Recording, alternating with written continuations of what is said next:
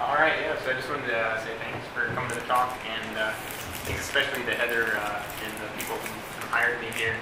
And also, Stephanie Chastain did a lot of preliminary work on this project, so I've been able to sort of get a running start thanks to her. And Rachel Peppers answered almost all my questions that I repeatedly asked her. So it's been good working with them too. Yeah, so just kind of my background is not in education research, but the subfield of physics I did was called cavity optomechanics, and this was sort of the most glamorous image that our lab produced of what a cavity optomechanics could look like. So a cavity, optical cavity, is just two mirrors that bounce light back and forth together. So you got one circular end mirror, another circular end mirror. There's this red laser beam kind of bouncing back and forth. And in the middle, we stick something mechanically movable. So it's just a thin slab of glass, essentially. It's a dielectric.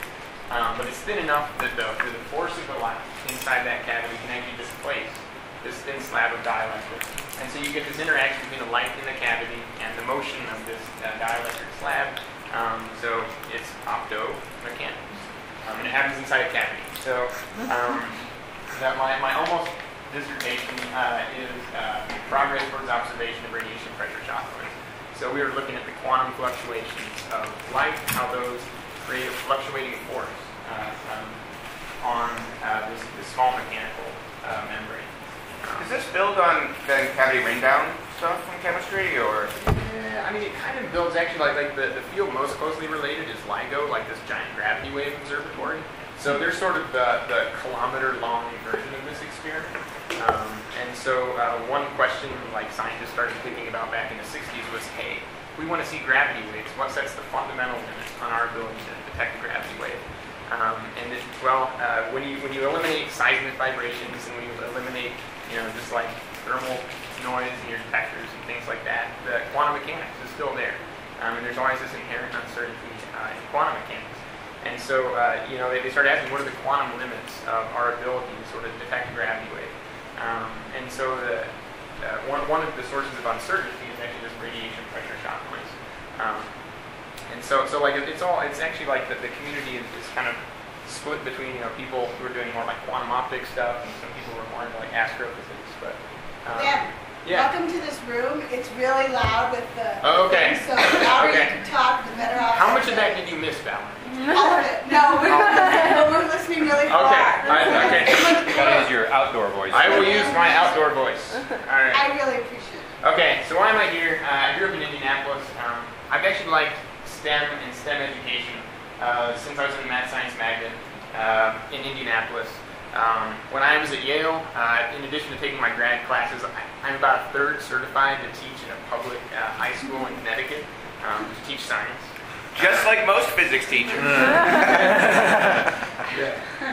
So, and I did, I did some in-class stuff, but never like a serious student teaching. And now I'm working with a great bunch of people here. I like that you're working us, then. Working with, transition here. Wait, we know who rules the roost here. So, I just pulled this diagram straight out of the grant that hopefully gets funded. But this is this cycle of education reform that goes on here, and kind of the big goal is to make the CU Advanced Lab just one of the best in the country. I mean, that's kind of what the faculty members involved want. But then the methods we're going to be using are the ones that are sort of been tried and tested through the PER group here. And you guys know a lot more about those methods than me. Which is in part why I want to just introduce myself, introduce my topic, and then just to get to know you guys and just learn from you how we can make this circle of reform work. So the first thing I wanted to talk about is what is the course like now in its pre-reformed state, and then what does the literature, at least some subset of the literature, say a lab can or should be. And what can we assess about this pre-reformed course without learning goals? So, I mean, this course is next going to be taught in less than 2 months. So, in the spring of 2011, there will be this course is going to happen, and we want to observe it, and that'll be our pre-reformed data. And then actually, I'm not going to talk about this last point, just because that's a little too far in the future. But starting also next semester, we're going to start a serious process of establishing learning goals.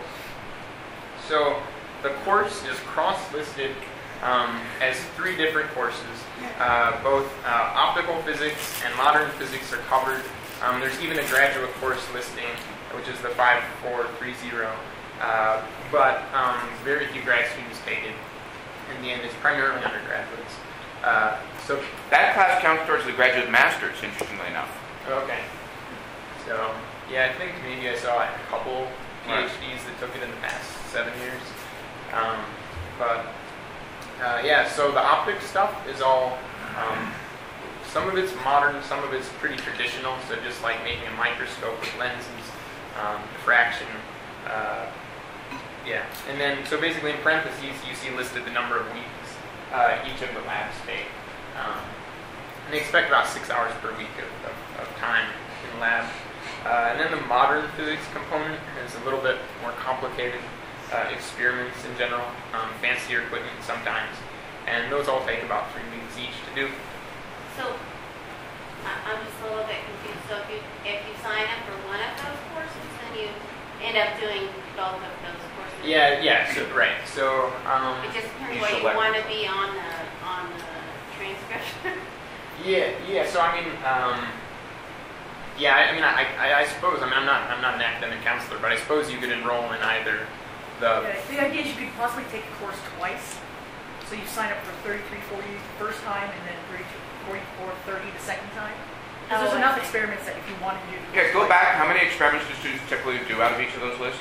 Well, I mean, so this is actually like the schedule from last year, and you can see like this group here only did 4, that person did 4. I mean, it seems like it's probably between like 4 and 6 experiments you can actually do. I suppose you probably could actually take this 3 semesters if you want, and never. They must keep going a little bit after. So okay, so there's 10 weeks of prepared labs, and then there's 4 weeks of kind of an independent project, which the students get to pick a topic that's interesting to them and try to do an experiment. So in the end, so there's always groups of 1 or 2 students, and the content coverage is like scattered. So in terms of like this reform being applicable to other institutions, it's not like mechanics where there's like only a couple of textbooks that people really use.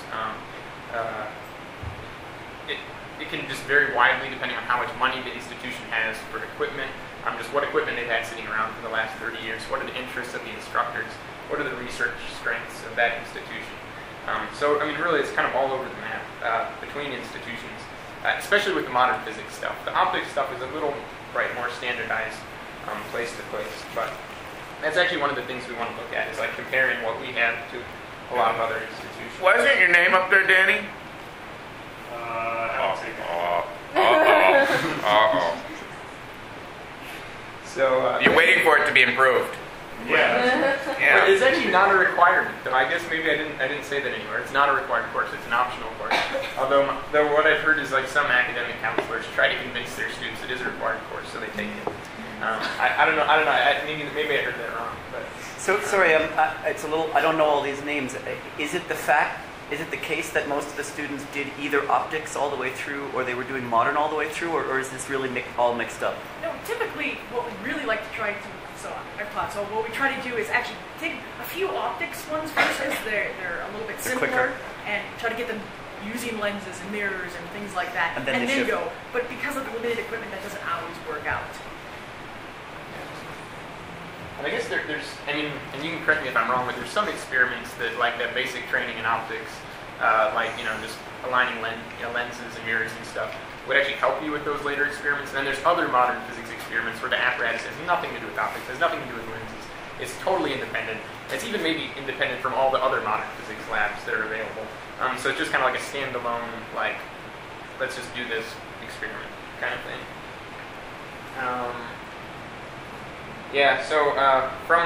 I pulled this from the course website. The last 4 weeks you spend doing this independent project, and it should be anything that offers you a chance to demonstrate independence and creativity.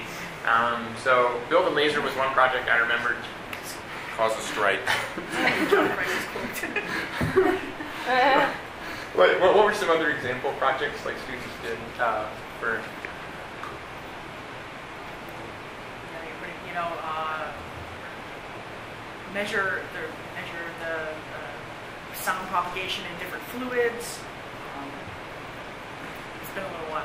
I don't know Okay. off the top of my head. Yeah, if Chuck was here, he would have a few. But yeah. so in junior lab, at the end of junior lab, they build something. Is this different than building something? This is like doing, I mean, building a laser sounds like different than doing an experiment. So is it open? They vary. Some actually sort of build a laser and maybe measure something, but a lot of people just sort of measure things with sort of go beyond what the current experiments do. Do they have any budget? I mean, what's the $30. $30? Okay. In practice, no one will complain if they spend up to 100, unless they all spend 100. There's quite a bit of equipment down there. Yeah. So one of the sort of issues here that's going on, and I guess we haven't caught everybody up on this, but there is at some level an opportunity or requirement for us as the new teacher certification program rolls out to have a research methods course that involves laboratory experimentation, and we've been trying to identify, and that's traditionally at a much lower level that's been going on, but tries to encompass some of this. So somewhere in the back of our heads, we're trying to keep in our mind, how is it that we can use the best of what we learn in these kinds of reforms and what's going on, and modify our overall sequence to include that course, or change our lower division courses.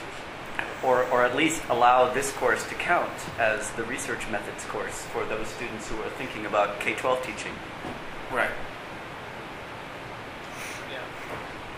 Yeah, I mean, one thing I don't know the answer to, it would be interesting to know is to what degree is, even just like an advanced lab at the institution that a future teacher is trained at, what degree does the introductory and advanced lab experience sort of influence how they present science to their students?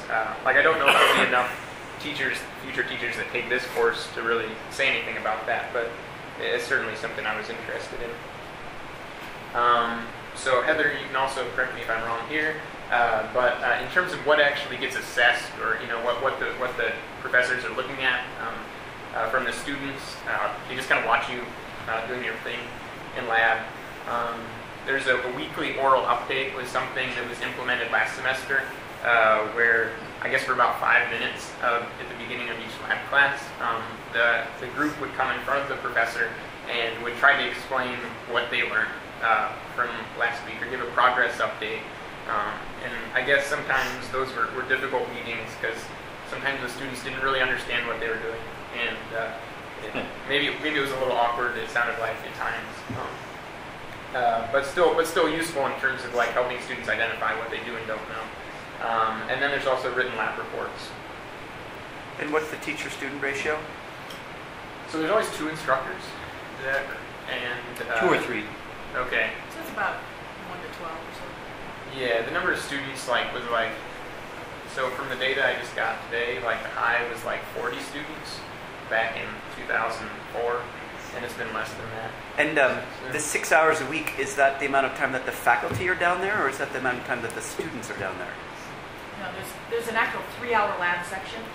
In addition, there are lectures associated with this course, which are sort of decoupled from the course. But your first you said 6 hours a week. A smaller number than they actually spend in lectures. So they should spend additional hours outside the normal lab time to finish. They can't finish during the They cannot finish. Okay. What do the lectures cover? Depending. So it's mostly Dan Dessa always gives one on vacuum technology. Somebody else gives one on laser safety. It's sort of just random. They're all different faculty give these, and there's maybe about 10 a semester. Yeah. So far we haven't done a lot of thinking about how we'd actually reform that lecture component of the course, and it's not clear if we will touch that.